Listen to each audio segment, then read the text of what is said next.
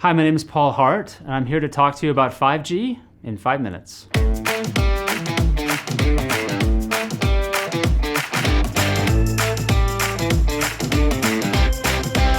5G is the next standard for wireless communications. It's the next cellular standard, and it's very much an evolution from the 4G systems we're using today. So 5G systems are targeted to be much higher data rate systems, up to 5 times the data rate under normal conditions. For truly enhanced mobile broadband applications, they can be up to 10, 15, 20 times faster data rates. So truly interactive experiences, fast downloads.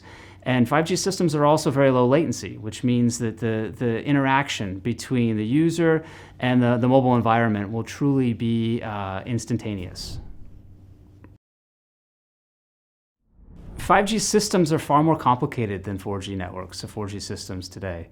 And what this means is the 5G systems take use of much higher frequencies, and they have much more complicated structures, radio networks, that enable them to transmit much higher data rates.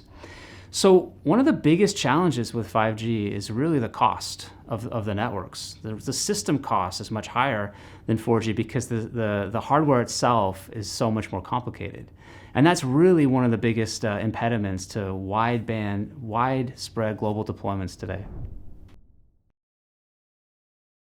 If you drive down the street and you notice the big cell towers, you'll see the boxes at the top of the towers, which are really the radio units. The products that we're building for 5G go into those boxes, and they amplify the signal to very high power levels before transmission. We need to do our part at NXP to drive down the cost of the systems. And we're focusing very heavily on driving integration, reducing the size of our products. We're also driving efficiency up at a very high rate so that the size of the radios that get deployed ultimately on the towers out in the cities comes down, so that we can fit more of these boxes on the same tower, and we can create a more wideband, high density network leveraging the same basic infrastructure that exists today. Further, to fuel this higher efficiency move for these 5G systems, NXP has invested in gallium nitride, which is a new compound semiconductor technology, which enables much higher data rates and much lower power consumption for these high frequency systems.